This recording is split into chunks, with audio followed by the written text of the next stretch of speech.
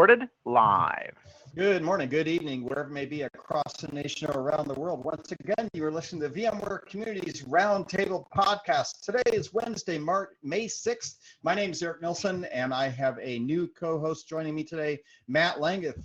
Today is May 6th, and it is a beautiful sunny day, so we are happily doing podcast number 510 from all over the world. I think Matt is in maybe Pennsylvania. I'm here in Palo Alto, and I believe our guest today will be John Furriier. He is the CEO of SiliconANGLE Media. He is famous for theCUBE and many other things that he does in technology around events and global media. So we have John Furriier on the show as well. But before we get to the show, we'll just bounce around. Matt, how you doing today? Eric, I'm healthy, and that's as much as we can ask for right now. How are you, sir? How are you doing? How are things out in the Valley? They're actually coming back on. Governor Newsom is slowly turning back on services, and so everybody is healthy. Knock on wood, all my family is healthy, and I think I've told people that for 2020, my major goal is just to come out healthy and be alive, right? And everything else is just kind of layered bonuses when it comes on top of that. So thanks for asking. It is a beautiful sunny day here in California. And before we get to Mr. Romero, who is also on the phone. Let's talk color of the Bay. It is going to be 80 degrees here in California. So it is now, we're in May, and it is beautiful and sunny, and the water is turning a little light green blue. So as usual, the sun hits the shallow bay, and we're starting to see some nice weather, some nice color in the ocean. So that's actually a really good thing. So Corey Romero, we'll say hello to you. What's new with vExperts? Hey, Eric. So vExpert, we do these webinars, these exclusive webinars for vExperts periodically, and normally they're focused around VMware products or partner products that work in conjunction with VMware products. The one we had today was probably one of the best vExpert webinars we've had. We had it with Noel Greer, who runs our VMware social media advocacy tool. And it was really focused around vExpert content and growing vExpert's social following, as well as sharing vetted content. So we did a 45-minute presentation on that to the vExperts.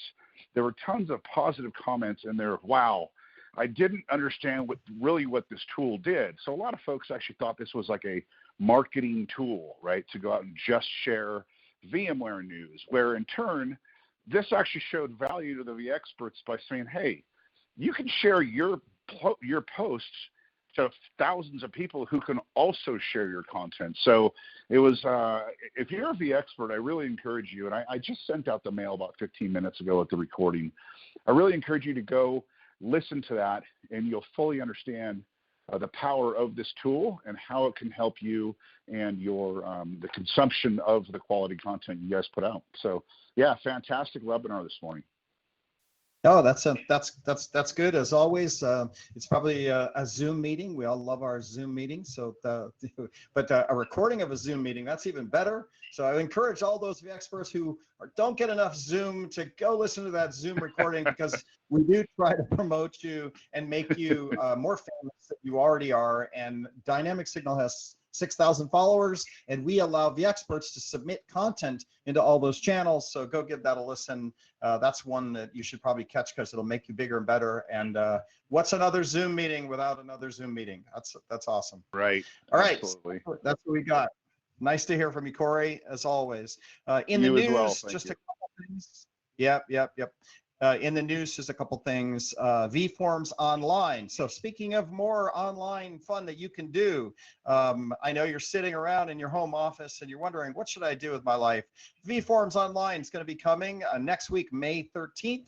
You can go give that a shot. Now, those guys have been doing online events for the last 5 years. I think they've just, vForms in the US has been just an online meeting. And so they're pretty good at it. So you can go check them out and learn some content. They have a great agenda. Go Google vForms. It's May 13th, and you can go spend some time there. We are getting ready for VMworld. We'll talk a little bit about VMworld on the topic today, which will just lead us into the topic. The topic for today is kind of the look.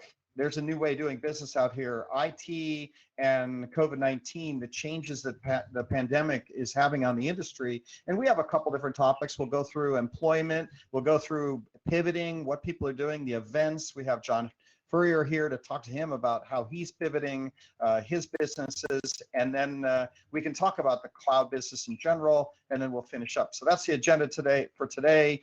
Matt, I'll let you do I'll hand it over to you. Why don't you introduce John Furriier, just ask him who he is and what he does. Chat about that. Well, John, let's start out with, the non-technical. How are you, sir? How are you doing? How's your health and how's your family currently? I think that's important to ask all of our guests right now, and we want to check in on everyone. I really appreciate that, Matt. That's been it's been a really challenging, tough time for a lot of us. For my family, and we're all doing great. So we're blessed to not have any illness or catch the coronavirus. We have friends we know have had and recovered, which has been great. So, that's what it is. On a personal note, it's been a really kind of bittersweet year because my son graduated from high school, and like a lot of other parents and kids, those transitional times are tough. Closure for my son and other seniors in high school and college. It's just awkward and weird, and just the reality of the situation is, just we're hanging around, we're sheltering in place.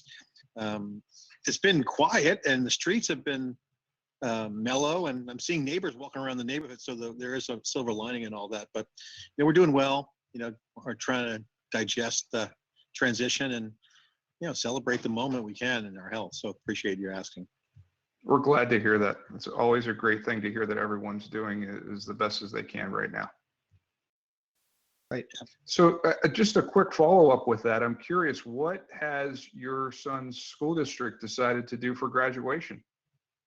They're postponing graduation to December, apparently, but a lot of kids will be in college or not, or gap yearing. But everything's canceled. Sports, getting together. The choir is lacrosse team, and all those activities. Are doing schoolwork at home for seniors who have senioritis, as we know.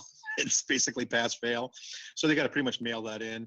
So that's been challenging. They're going to do kind of a parade in the neighborhoods. I think there's going to be a contingent of principals and teachers kind of going around by neighborhood, knocking on doors saying, waving from the street or something. I think it's going to be something like that. But no prom, no graduation, none of that's happening. There's some Zoom meetings going on, like, hey, end of year, see you later. But for the most part, pretty ad hoc. So, John, Well, a quick please, question on that, which is, well, not really on that, but in general, to move on to who you are. I know you're a big social guy. You've been in the community. You're on a community podcast here. Could you tell me a little bit about your history of like how you got here? Being everybody that probably watches you interviewing Pat Gelsinger and other CEOs at the big events. But why don't we back up a little bit and just tell us a little bit about your history? How did you become John Furriier, mega CEO of a media company, yet you still spend a lot of time in social and online engagement with community members? Oh boy, I don't think you got 2 hours, but yeah, in a minute. Well, I love tech. I've always been a big fan of technology and the people behind it. I've been an entrepreneur since 1997. My first startup was a search engine, internet infrastructure, a lot of experience in coding. I was a computer science degree undergraduate. So, I was born in CS in the 80s when it was a systems kind of vibe. That revolution was really kind of the beginning precursor open source. Berkeley, BSD, and Unix was kind of going open source at that time, and that was a revolution. And that was the beginning of what spawned that I think is the ultimate computer industry, which is, TCP/IP, and then computer systems that became open. So, from that time on, worked in big companies, IBM and HP back in the heyday, and then started doing startups and moved out here in Silicon Valley in 1999, going to 2000, sold, pivoted. They didn't have a word back then, but it was a failed startup I sold to a competitor, which was the first paid search concept, sold and rolled into Microsoft, and the competition became Google AdWords. And, since then I've done a variety of internet infrastructure stuff.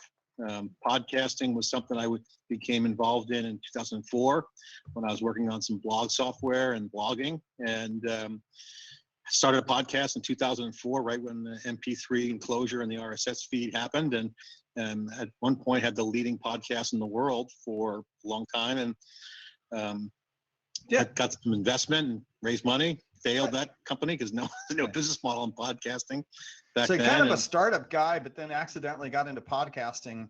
That's how I got into media. I essentially was born into it through that startup, and I really saw that in early mid 2000s, the beginning of the network effect, and saw that social and social media was going to be something of an infrastructure challenge, and it was a distribution opportunity. Democratization was a word kicked around, but that's now playing out now 10, 15 years later as it matured. And that really is the big wave that SiliconANGLE was built on, which was, create great content, founded in community and groups, and how group distribution works is forwarding it on and sharing. And we focused our entire business model from day one on high quality content, targeting specific groups of people. And that's how we kind of stumbled into event coverage, because that's where the communities hang out. And going to those events was a great way to program in real time to an underserved need, and distributing it digitally. And we made a bet that would be better, more important than, say, banner advertising. And that was our focus and our mission from day one. It continues to be. And we always had that digital focus. We've spent millions of dollars in R&D building software, from listening engines to CMSs to blockchain and decentralized applications. We built video cloud service, and we're now in our 4th year of essentially a media cloud infrastructure that we built for ourselves. And that's really where we're pivoting now with this virtualization of media. Yep. Okay. And by the way, I love interviewing on theCUBE because it's the best job on the planet, because you're at the events and activities there, and you talk to all the smart people. And that's really the key to theCUBE that I love, is that it's really about the people behind the stories. And when you have great interviews like that, I learn a lot, and we want to share and with others, and that's really the fun part about it. But at the end of the day, it's data, and that's why we invest heavily in doing theCUBE and expanding it. And Steve Herod once said, like 4 VMwares ago, theCUBE has become a community brand, and that's great for news for us. That is.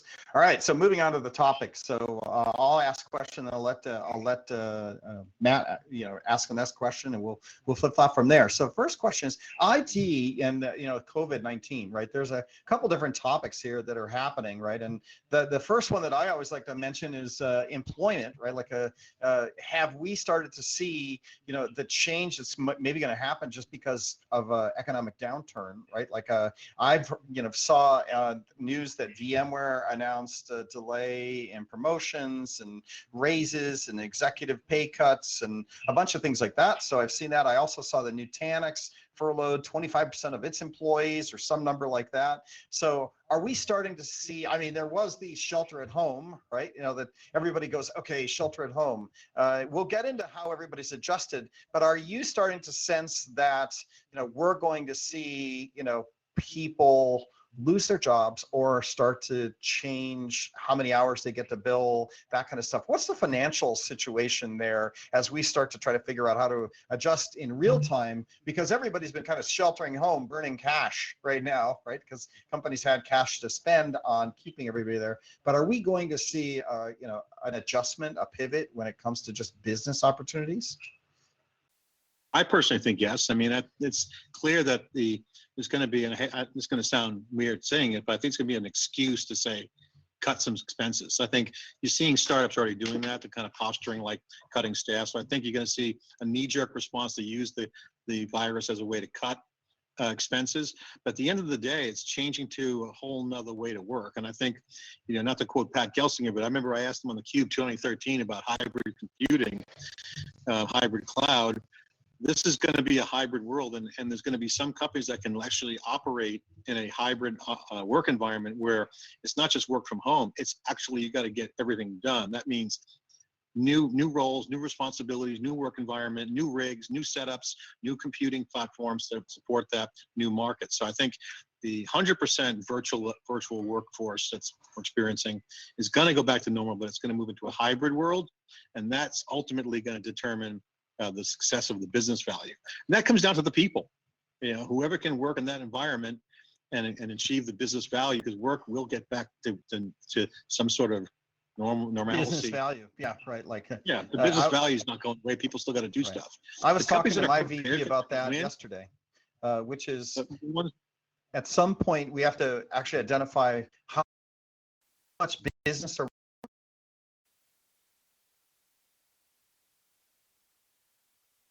as opposed to all of us just used to do, but now we're doing them virtually.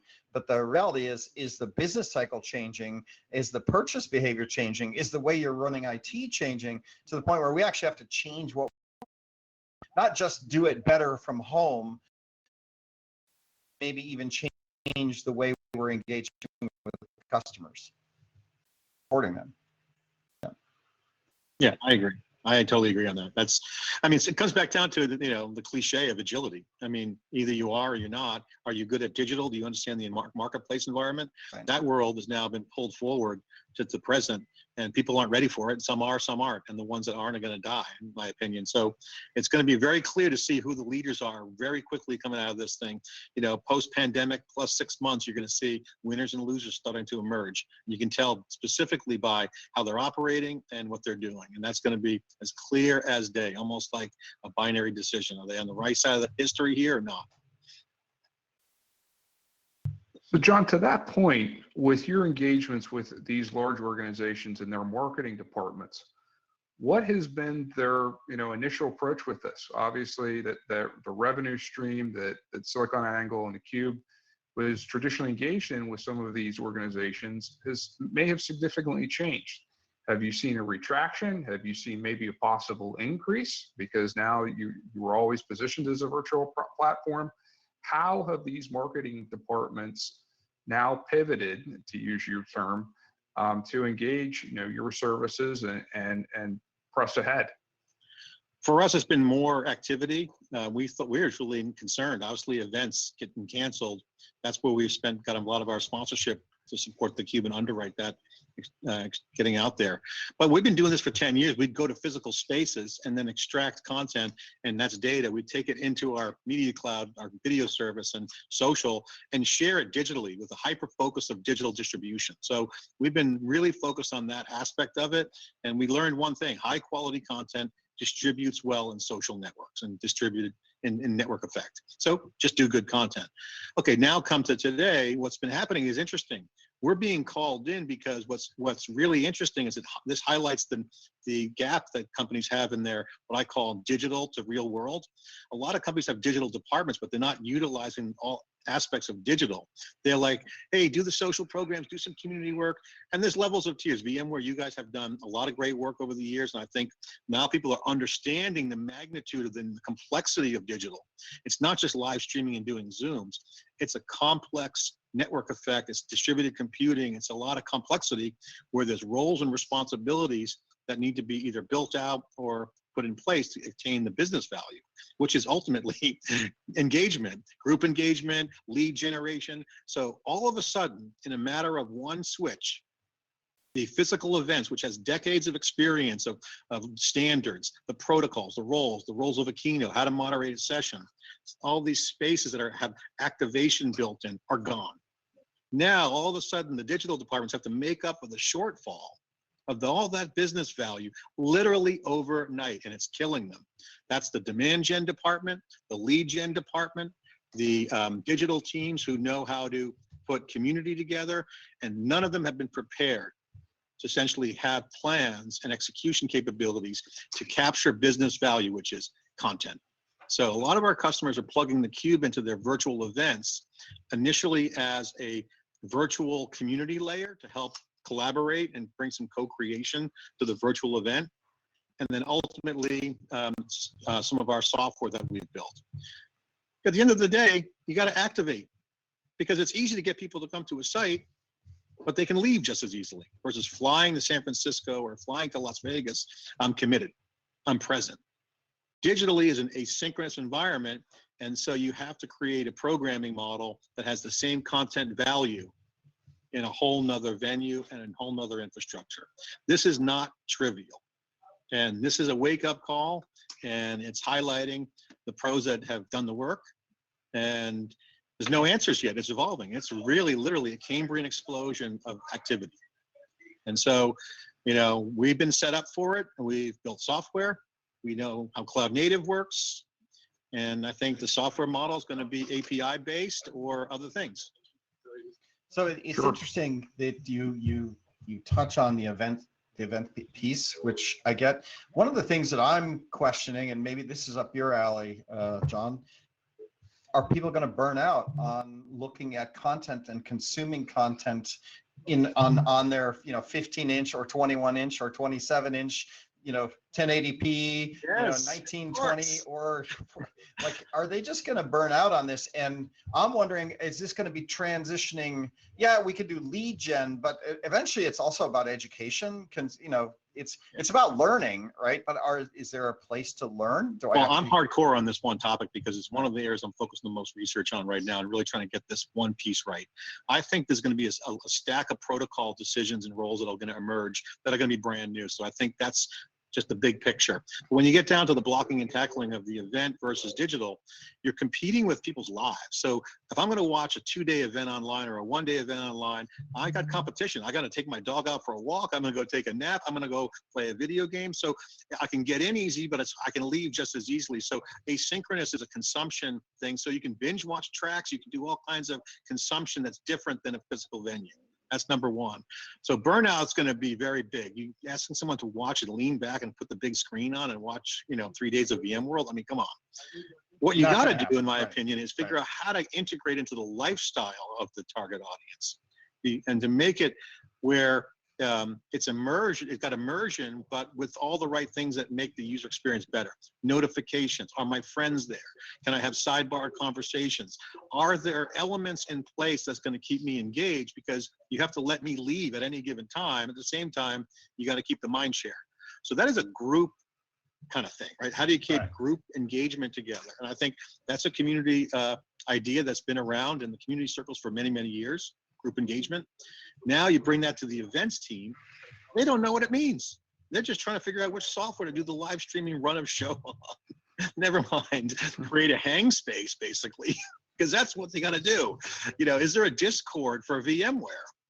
I don't know. Is there a VMworld Discord? Because what Discord is from the gaming world, if you're not familiar with it. Yeah, no, we know. The hang space for gamers. Right. And Twitch, so I mean, come on, no one hangs out on the Twitch streams if you're a video gamer. That's the mosh pit. That's the keynote. The Discord is the hang space. So what does that mean? That's not on anyone's radar. I mean, you guys do that at your physical events. One of the best features of VMworld. Yeah. So what's the hang space for digital? It's everyone's life. Yeah. It's the connectedness. It's the interests that overlap. It's the connections. Matt, what are you thinking? John, do you see someone, I mean, obviously these are powerhouse organizations from a software development perspective. And they're traditional, that these were the keynotes of the marketing presentation. This is why these were events were looked forward to for, as soon as they had ended, they were looked at to for the next year and the planning and the conceptualization of it. Do you see these organizations pivoting and maybe putting internal software teams to tackle what that hurdle would be of building a virtualization platform for a virtual event? Call it, a virtualized event platform or whatever acronym that you want to throw at it. Yep. But because that this was such a key thing, and to me, it seems like that the platforms that are out there are legacy. There really hasn't been, all respect aside, there hasn't been a lot of innovation in this space.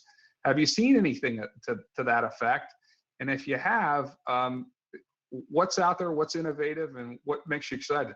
Well, I'm excited by our event cloud that we're just now launching. We've had the video cloud service on AWS for now 2 years. It's on the marketplace. That's a video search engine, ingests video. So it's kind of a nerdy tool. There's not a lot of adoption because it's just too hard to use, and most companies aren't really ready for it and don't have the scale of video that Cube has. But we have a site that we just launched. It was just written up in the Wall Street Journal on Saturday that we're doing for DockerCon. So if you go to docker.com/DockerCon, that site is we spun up for Docker. So we have our own event cloud for companies, and we're offering that software at no charge to our partners. And we built it from the ground up 5 years ago for the Cube.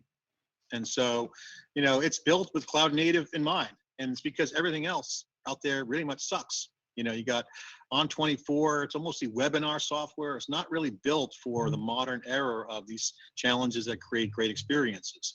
So I think every company is going to have a development approach to building out their event portion, just like they would any application, because it's so much at stake at these events. It's how groups are convening. So I'm making the bet, and we're making the bet, that companies like VMware, Dell Technologies, IBM, and others will roll their own and use some sort of horizontally scalable cloud infrastructure under the covers. So I think, like, pun intended, virtualization enabled a lot of things. I think you're going to see the modern era of groups, whether it's a congressman trying to get people to ratify a proposal in a district, to nerds deciding on what the program should be for an open source project, to how organizations are going to run their events. These are complex workloads, and they're not trivial. So I think it's no doubt companies will certainly want to do that and should be doing that as if they're building out their own website. You should not be outsourcing agencies to do this, because there's too many stakeholders. I mean, I talked to a customer, one of our big brands this week, and they're like, we use XYZ, and it's great if 5 years ago, but I can't sell sponsorships. There's no sponsorship value. I can't get the PR team and the analyst relations team to get the content out. It's a exhibit hall marketplace, but there's no stickiness to it. It's a walled garden, essentially. It's horrible. Here's my thought, John, and I this is kind of a little bit controversial, and no one at VMware would ever listen to me because that's not my job. But my take is that I'm wondering if it's just better to just not do anything and wait for next year. Right. Take your dollars and buy something brand new. Don't try to create a VM world that's just a bunch of online sessions that everybody's going to produce, and we're going to have 80 or 100 online sessions, or maybe 300 online sessions. And yeah, that's great. I'm just not sure, when I look at why I go to events and why people go to events, one thing they go, oh, I go to do the labs, but you can do all the labs online already, right? So that's not why you go. Oh, I go to watch sessions, but yeah, you can watch all those sessions online. We push them online the day that they're there, right? So why do people go to these events? Well, they go to the events because it gets them out of the office. It's just something different that, yeah, I can add some learning into that, but there is all the social engagement. There's doing I think you're a little different bit radical on that. I think you're radical on that. I can see where you're coming from, because you don't want to waste money. I would agree with you. I wouldn't spend money on the bells and whistles and have it look and quack like an event in the old model. I think the real value is content value. And all of our customers and partners on the Cube have been smart. They've been preserving the content value of why events exist and translating that into digital, and using the Cube as a social construct, a social component to that piece as an organization. But there's still stories to be told. There's still news to be had. So you need a rally moment. You need an inflection point. You need some sort of galvanizing gravity around these activities, and events do well for that. So I advise and tell all my friends, you got to create a synchronous environment out of an asynchronous environment, right? So if you're online, it's asynchronous. So if you have a rallying moment, if Pat Gelsinger is going to be available at 10 o'clock on this day, and you can get, other big draws to come in at its appointment time, that's a flashpoint. You can make an event. That's what I said. But instead of trying to make it a VM world, right?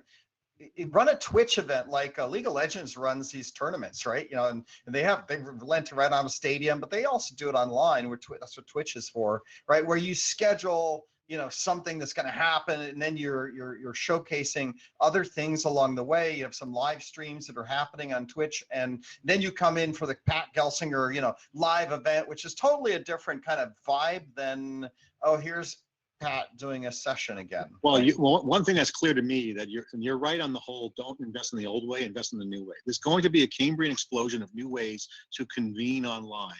That means two things going to be super important: content and community. So if I was going to have a big bag of money of VMworld, I would pump all that cash into high quality content and community, because the community proves that you can have a small number of people. You know, it's not a law of big numbers. Small groups of people can create great value. And if you do that on a multiple basis, you now have multiple groups of people, and the aggregate's a big number. So instead of trying to get massive registrations or landing page kind of thinking around, lead gen, if you focus on high quality content at distinct user groups, you're going to be amazed if you create this community angle that you guys know about. So I think that's where the investment should be, because that's going to pay dividends. That's distribution, that's engagement, that's a group construct. So pumping money into high quality content at the end of the day is still what events do. All right, so we're on the pivoting conversation. We'll do one more question from Matt on pivoting, then I'll go into business. I want to talk Amazon for a minute. So Matt, anything else on pivoting that you'd like to hit John with? So John, one of the things that I always look forward to from the CUBE's coverage is the live interviews post keynote of you had mentioned Pat and whatnot and the other executives. That seems to have an element of a live interview or a live interview conversation. How do you take that, what had been a traditional model with a traditional set, and be able to read a person's feedback and set that cadence and allow that type of interaction that flows in such a natural in-person setting, and still deliver that as what you had just referred to as quality content? How are you looking now how to approach these interviews and give them that same flair and that same extra push to build them out to that quality content that you had just mentioned? It's always difficult to replicate the physical environment because you can see them shifting or whatever. If it's Sanjay and Pat, you can kind of get by their vibe. And they're also messaged up at the events too, so they're on their best game. It's always fun. And then when we do the analysis, we also have the most data we've sifted through. And so it's a lot of contemporaneous kind of commentary, very much ESPN vibe, which we love. And so that's always good. The way they're coming off hot, sometimes almost right off stage, and you're getting that vibe and whatnot. Whereas some of these, if they're going to, I would think that these organizations are going to take the opportunity to re-record and get the keynote absolutely polished, and it won't necessarily have that same flair. Yeah, it's difficult. What we've done is we've made a change to our remotes. We have our own remote little Zoom kind of software where you can do multiple people in the studio. So the one-on-one interviews are great, authentic conversations. You get the data, you have to sit down as a one-on-one. It's great. Not as good live, but remotes are good. We do the power panels. So we have the 3 guests and me, and it's rapid fire. So rapid fire is the only way we can simulate the coolness of keeping people on their toes. And the power panel has been a great format because you can have a different kind of conversation where I can moderate essentially a panel and make it faster. That's the only way I've seen a good way to kind of replicate that authentic, okay, get off your messaging, let's get real, has been really cool. And I think Zoom's training a lot of people to do this too. So I think you're going to see a lot more content come in from other people. I mean, I saw 4 or 5 Zoom records that people did over the past couple weeks that were like perfect panels. I'm like, wow, that was great. And they didn't really have any place to post it. So I said, we'll take it. But yeah, it's hard. I think you got to get them at home.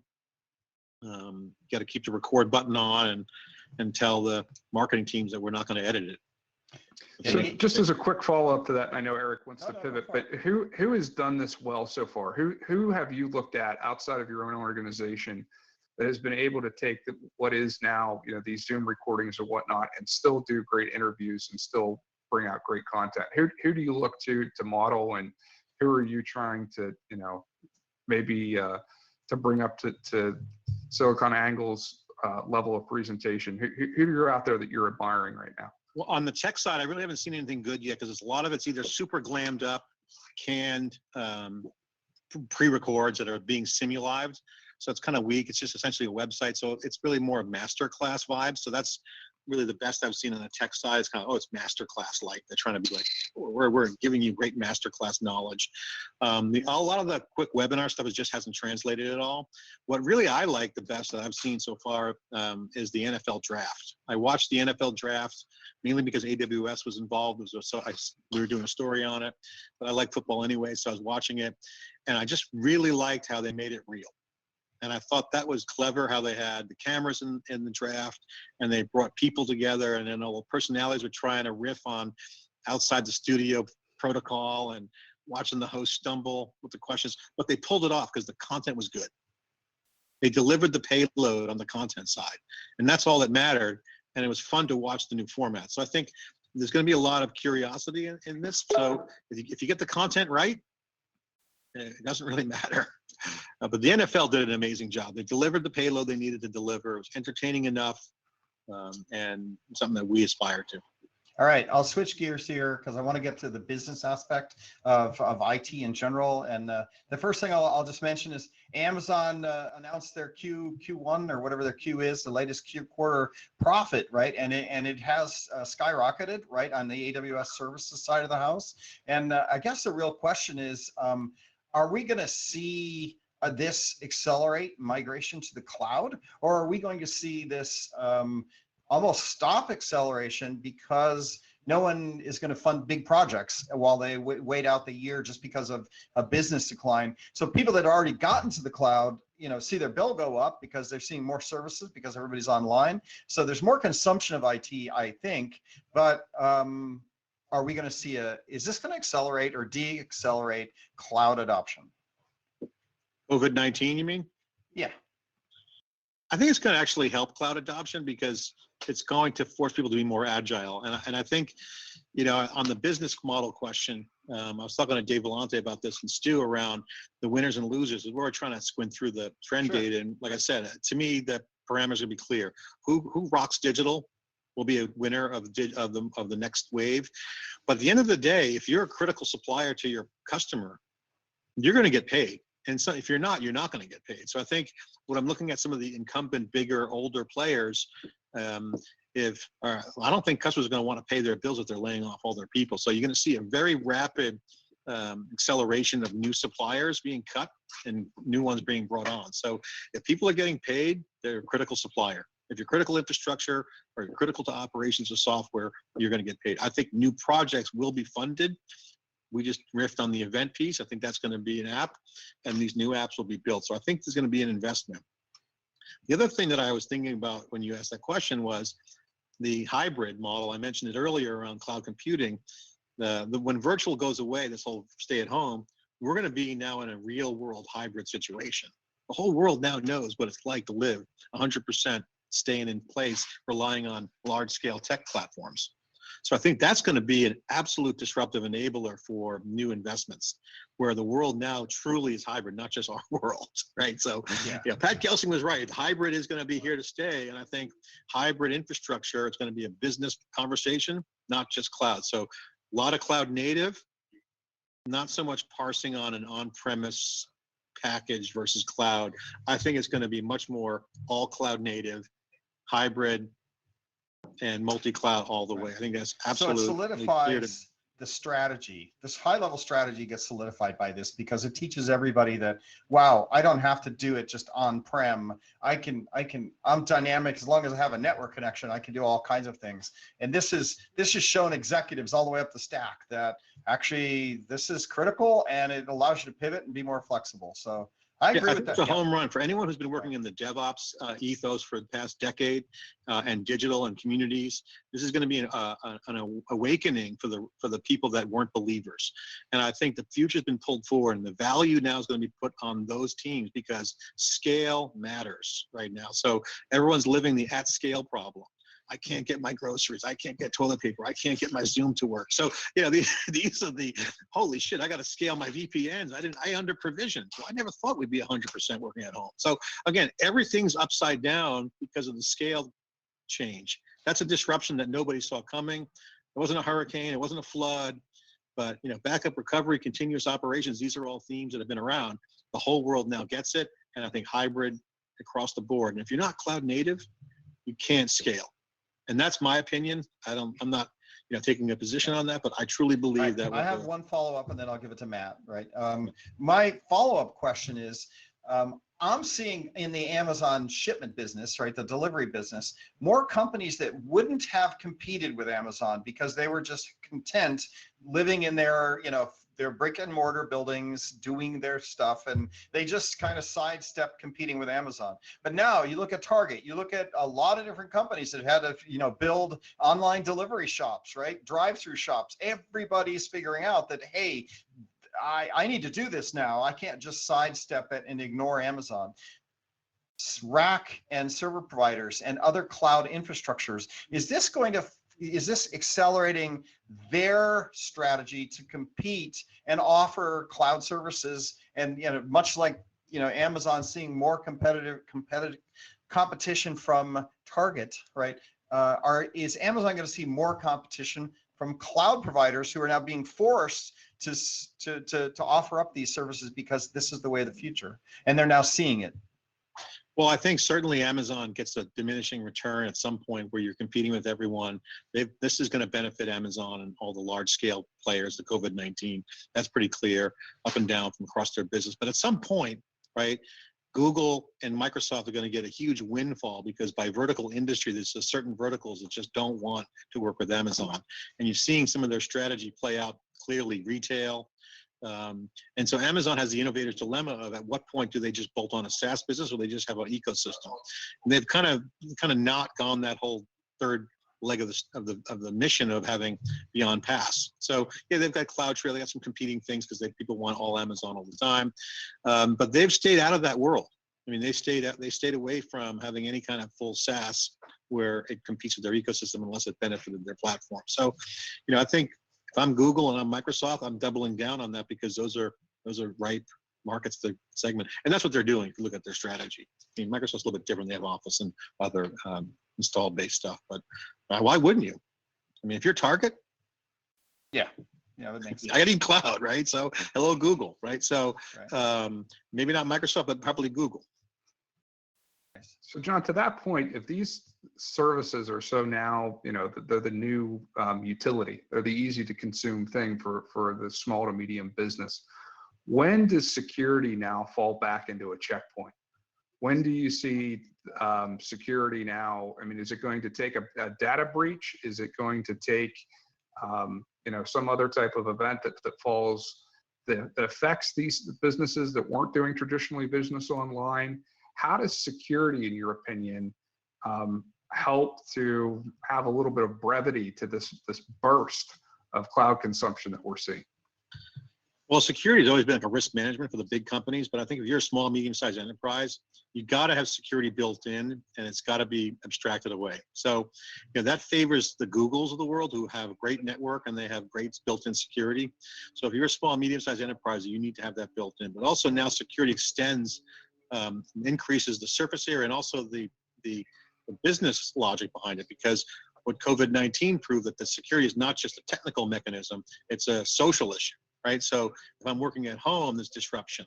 If I'm at home, now my kids are on Wi-Fi. My kid's downloading every malware on the planet. He's on the Wi-Fi. So, now you have that issue. So that was not factored in, whether it's the classic VPNs being under provision. There's a ton of stuff that's just really hard for small businesses. So I think that's going to be one of those areas that it's going to be kind of invisible.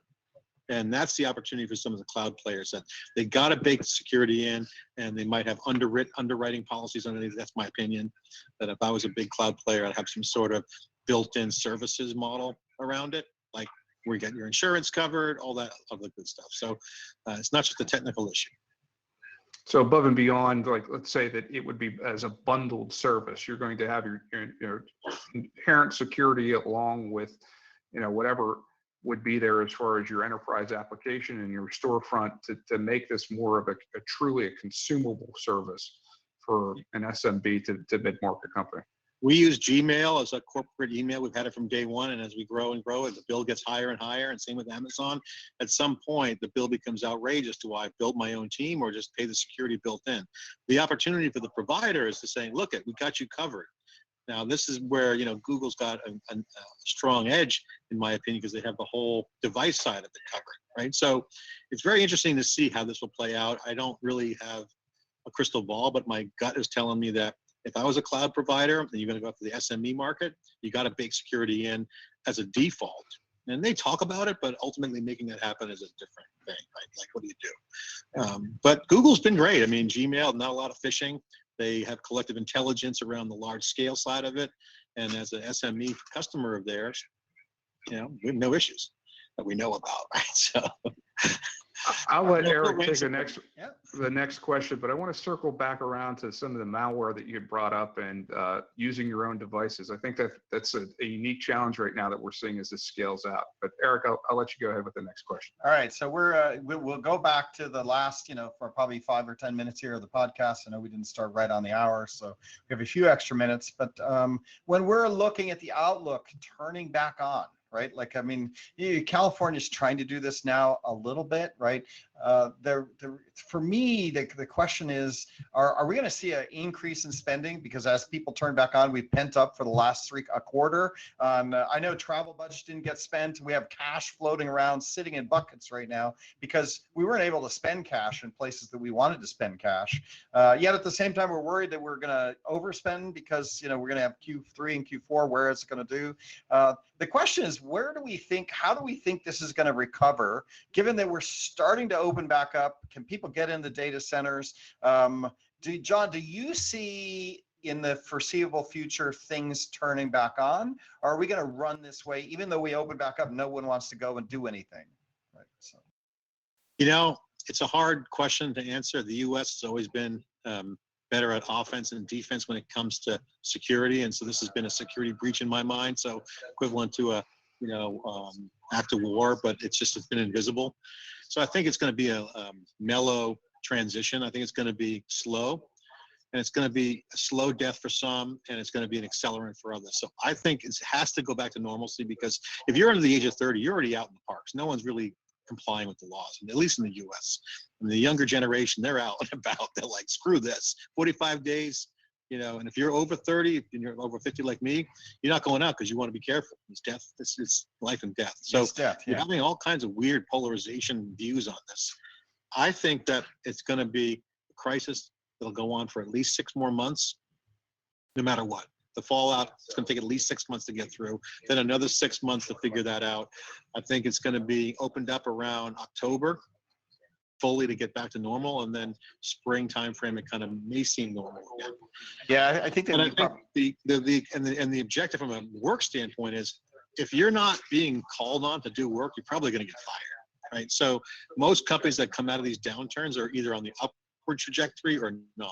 So the winners are going to be looking to use the reset as a way to understand the obvious gaps that are visible, because this is going to essentially turns the lights on to a lot of companies. Like, wow, we're exposed. We're really not set up for this, that, and the other thing. And so good managers are going to seize the opportunity and saying, fix it. Let's get digital. Let's get community. Let's use data. Let's tweak our organization, because it's all going to be exposed. I mean, it's literally, it's low tide. Everything's exposed. Yeah, so I agree with that. That's a great answer. Managers are going to be on it, and the worst ones won't. Yeah, that's a great answer. I think the tide has gone out and everything's exposed, and even things that are valuable are exposed, right? Yes. And managers are going to have to make choices. And the smart people are going to be like, that's an advantage. That's a disruptive enabler. We have to. And first of all, back to the original question, digital teams are going to double and triple in size overnight. All those people that work on VMworld, I don't know how many people work on it. I don't even say, because it's probably a lot. Right. Imagine if that team turned into digital pros. That's the size that needs to shift. That's the kind of transformation that's going to happen, because the real value is going to come from the virtualization, not the physical space. That world is now set in motion. That is never going to go back to the old way. The old events are going to have different vibes. It's going to be more intimate. It's going to be face-to-face. Some of the questions Matt was asking, the fun, the V dodgeball. These are the things that got people together. Those things will be preserved. And the rest of the stuff, the learning and the asynchronous consumption, is going to be pushed digitally. So I think digital teams are going to explode in size and relevance, and they're going to be really driving the marketing mix and the business value that was once done by lead gen and sales enablement stuff. I got a question for Matt. So Matt, do you think IT guys are going to get gloved up and masked up and go in and start replacing servers again? I mean, I gotta wonder, when we start talking about guys, software vendors, people that have SaaS services, right now their infrastructure is probably just being remotely managed. But when do people actually get back in the business of going and operating IT infrastructure? I think it's going to come sooner than I think some people would want. I think in some instances they're going to be forced to do that, maybe against or up against, I should say, economic choices versus healthy choices. But unfortunately, in some ways, in a capitalistic system, we need to progress. Things need to be maintenance. Things need to be worked on. Things need to be repaired. So it's a difficult balancing act. But these things need the maintenance that was always there. That hasn't changed. The workloads are definitely there, and in some instances, definitely increasing. And those, as we've learned in a lot of different instances here, what's essential and what needs to be powered on and what needs to be there in very much in a human effort to make these things occur. And that's not going away. We can't automate the maintenance of that to when you need physical hands-on in an instance, it's going to have to happen. We're going to be there sooner than I think, again, to reiterate, than some people want. All right. I do have a question for John, though. How do you see VMware 2022?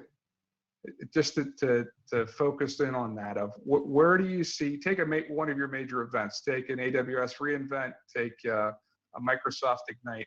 How do you see that, given what we're going to go through for this year? It's such a radical change. How do you see those events? I mean, is it going to be, we're going to be back to what a 2019 show was? Or is this going to change enough that it's going to be a fundamental pivot for one of those major tech trade show events? I think it's going to be a go big or go home moment for VMware, because VMware has always done events right. And if they listen to the community and take a pragmatic approach and be honest with their approach, whether it's radical ideas like Eric had or some mix and match, I think it'll end up fine. It has to be fun. It has to be cool. It'll definitely be a hybrid event. I think you're going to see a much more acute in-person experience, which they've always done a good job. So it's either going to be, big or dead. So it can't be either. I don't think if VMware plays it down the middle, it's going to lose, because that's just not the way VMware is wired. They're innovative. They've always been innovative from our standpoint. They've always done cool things. And I think now's the time to bring all that R&D to the table and really figure out what they're doing right. The hang space is right. The event construct is right. They got to take the best of that and make it an asynchronous version. At the same time, having the synchronous show, physical show, be great. So I think they can pull it off. I'm optimistic and pretty straightforward that I think VMware won't blow it, because they got a good community. Betting. My bet is that you're wrong, John. That I think we're going to go small and go on our golf cart. Or we're not going to go big and go home. We're just going to go small on a golf cart, drive around. I'm kidding. I think that we're going to go back to the way it was. I think everybody is sick of being at home. I think that we're going to all look back at this and learn that we hate this, that we want to go to events, we want to see people, go drink beer, have a good time, and that we're all doing this because we're afraid of death. But as soon as we get a vaccine and we're not afraid of death anymore, I'm freaking going to go to an event, and I'm going to go to Vegas. I'm actually yearning to go to Vegas, which I never thought I would ever say, ever, that I would want to go back to Vegas. But I think what we're doing is we're in survival mode. And as soon as we get a vaccine and we can not have to do this anymore, we're out of here and we're going to go back to VMworld. We're going to have a great time. That's my 2 cents. Yeah, put it to money. Tell the marketing team to put all the money into digital in the communities. There you go. I will tell them that. I will tell them that. And we will get exactly what we always get. Medium amount. It's fine. It's great. John Furriier, CEO of whatever that media company is that you happen to run. I appreciate you being here, man, as always. Matt, thanks for being here. Great to have you. You're going to be our long-term VMware Community Podcast co-host. I appreciate you signing up for that. And as always, thanks for everybody joining.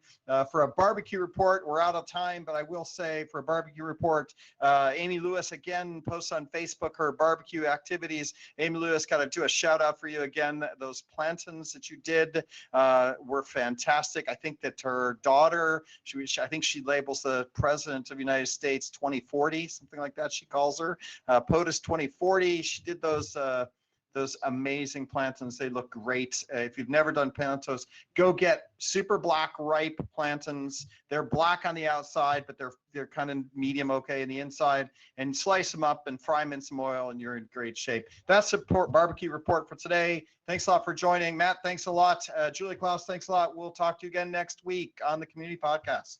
Have a great day.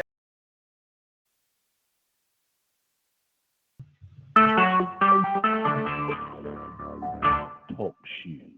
Recorded live. Good morning, good evening, wherever it may be across the nation or around the world. Once again, you are listening to VMware Communities Roundtable Podcast. Today is Wednesday, May 6th. My name is Eric Nilsson, and I have a